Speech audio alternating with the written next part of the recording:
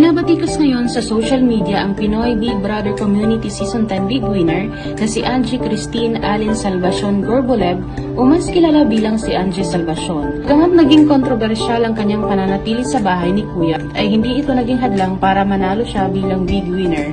Kaya naman naging parte siya ngayon ng inaabangang teleserye ng ABS-CBN na pinakamagatang linlang na pinagbibidahan ni na Kim Chiu, JM De Guzman at Paulo Abilino ay hindi maiwasang mapuna ang kanyang acting. Kabilang na dito ang actor, comedian at Filipino reporter na si Ogie Diaz na nag-post pa sa kanyang Instagram account. Sabi pa niya, is na sana ang presence ni Angie pero scripted pa rin ang delivery ng line saka parang nakabotox ang mukha kaya hindi makita ang facial line, dag pa ng netizens. POV, natatay ka na pero inaaway ka pa ng boyfriend mo. Product ni Derek Ogie syempre. Hindi maiwasang maikumpara siya sa anak ni Janice de Belen at Jan Estrada na si Kayla Estrada dahil sa maganda nitong pagkakaportray sa kanyang karakter. Sabi pa ng isa sa mga netizens, Angie left the group. Ipinagtanggol naman si Angie ng ilan sa mga celebs, kabilang na dito ang kasama niya sa linla na si Kayla Estrada. Sabi pa nito, I understand that criticism is part of it, diba?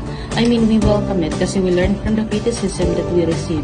But I think some people may have taken it too far and I really hope that we can just be kinder and nicer and more responsible in what we say online. I mean, sa hidden si Christian Bubbles,